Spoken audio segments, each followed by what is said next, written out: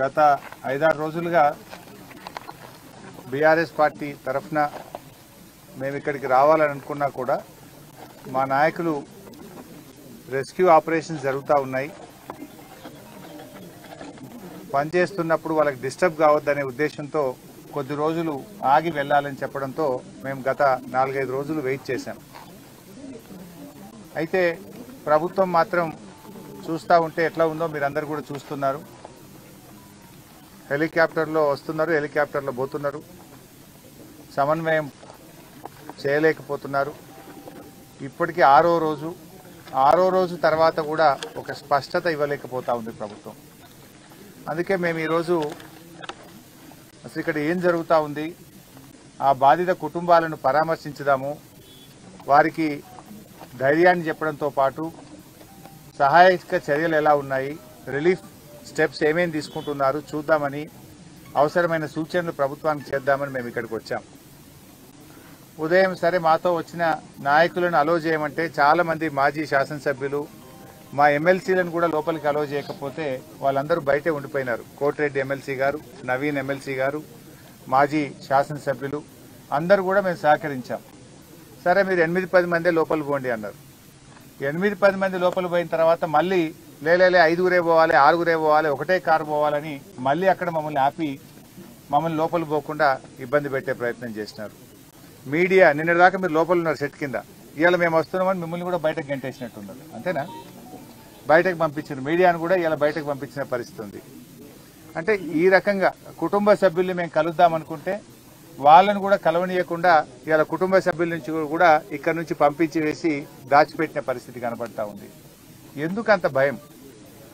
ఇవాళ ఒక ప్రతిపక్షం వస్తే ప్రధాన ప్రతిపక్షంగా బాధ్యతాయుతంగా మేము ఆ కుటుంబాలను ఓదార్చాలని, వారికి ధైర్యం చెప్పాలని, మాకు తోచిన సూచనలు ప్రభుత్వానికి ఇవ్వడానికి వస్తే ఎందుకు ఈ రకంగా మమ్మల్ని అడ్డుకునే ప్రయత్నం చేస్తున్నారో, ఆ కుటుంబ సభ్యుల్ని దాచిపెట్టే ప్రయత్నం చేస్తున్నారు.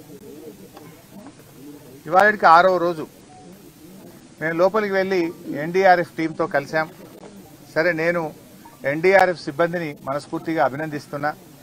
వాళ్ళు చెప్పారు చివరి పాయింట్ వరకు మేము ఆల్మోస్ట్ 10 మీటర్స్లో చివరి పాయింట్లో 1.2 మీటర్స్ మాత్రమే స్పేస్ ఉంది, అక్కడి వరకు కూడా పాక్కుంటూ వెళ్ళి చూసాం, అక్కడ ఆక్సిజన్ లేదు, అక్కడి వరకు కూడా వెళ్ళి వచ్చామని చెప్పి ఎన్డీఆర్ఎఫ్ బృందం మాకు ఎక్స్ప్లెయిన్ చేసినది.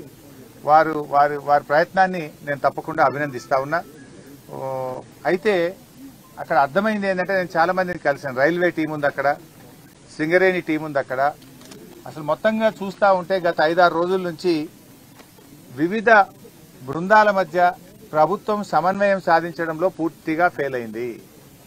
లైక్ ఎన్డీఆర్ఎఫ్ ఉంది, నేవీ టీమ్స్ ఉన్నాయి, రైల్వే టీమ్స్ ఉన్నాయి, సింగరేణి టీమ్స్ ఉంది, ర్యాట్ హోల్ మైనర్స్ వచ్చారు, geological survey of India team వచ్చింది, హైడ్రా టీం వచ్చింది, ఎల్ఎన్టీ టీం వచ్చింది. Like that so many teams have come. ఇంతమంది మధ్యలో అసలు ఎవరు ఏం పని చేయాలి, హౌ టు గో ఫార్వర్డ్ అనే విషయంలో డైరెక్షన్ లెస్ లో ఉన్నారు అందరు. ఒక స్పష్టమైన డైరెక్షన్ లేదు. 6 రోజుల వరకు డైరెక్షన్ ఇవ్వకుండా ప్రభుత్వం ఉంటుందండి? 6 రోజుల వరకు కూడా మీరు డైరెక్షన్ ఇవ్వకపోతే లోపల ఉన్న వాళ్ళ ప్రాణాలు ఏమవుతాయి? అసలు ఏ రకంగా ముందుకు పోవాలని నిర్ణయం తీసుకోవడానికి 6 రోజులు పట్టదా? ఇదేమన్నా టూరిస్ట్ ప్లేసా?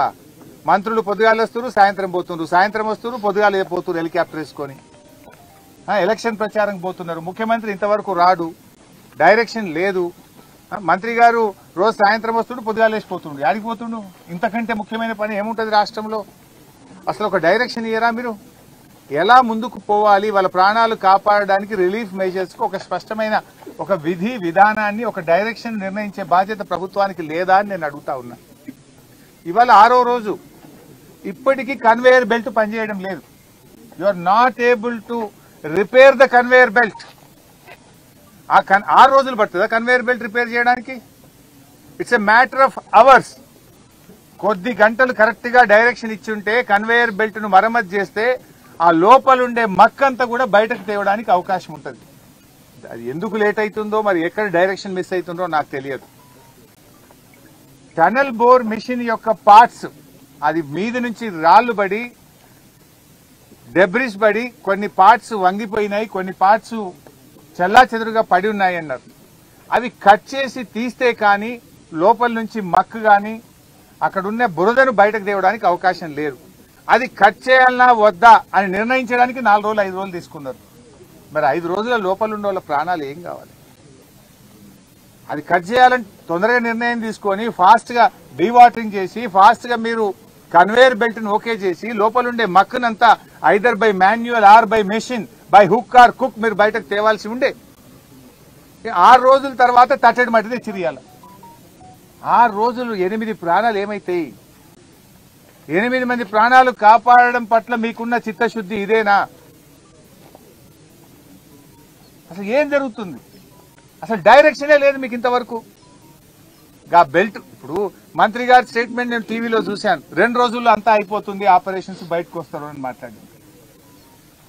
నేను అక్కడ అందరితో మాట్లాడాం. మా జగదీష్ అన్న చెప్పినట్టు లేబర్తో మాట్లాడినాం, వెల్డర్స్తో మాట్లాడినాం, జేపీ ప్రతినిధులతో మాట్లాడినాం, రాబిన్సన్ ప్రతినిధులతో మాట్లాడినాం, ఎన్డీఆర్ఎఫ్ టీంతో మాట్లాడినాం, అందరితో మాట్లాడినాం చాలా ఓపికగా. అసలు కన్వేయర్ బెల్ట్ ఎప్పటి వరకు అవుతుంది అని నేను అడిగితే 2 రోజులు పట్టొచ్చు సార్, 3 రోజులు పట్టొచ్చు సార్ అని ఒక ఆయన అంటుంది.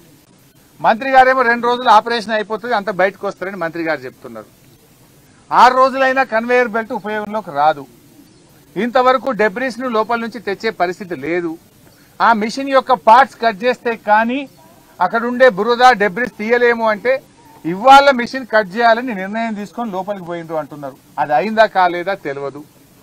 మేము అక్కడ ఎవరితో మాట్లాడే ప్రయత్నం చేస్తే కూడా వాళ్ళని పక్కకు తీసుకుపోతున్నారు, మాట్లాడినటువంటి పరిస్థితి కనబడుతుంది. టనల్లోకి వెళ్దామని ఆర్ఎస్ ప్రవీణ్ గారు మేము ప్రయత్నం చేస్తే మీరు టనల్లోకి వెళ్ళడానికి వీలు లేదు అంటారు.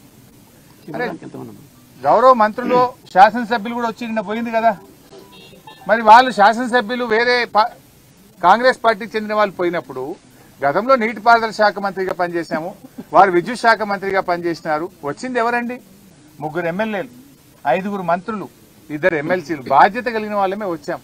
మేము టనల్లోకి వెళ్తామంటే వెళ్ళడానికి వీల్లేదని నిరోధిస్తూ మాకు పర్మిషన్ ఇవ్వలేదు.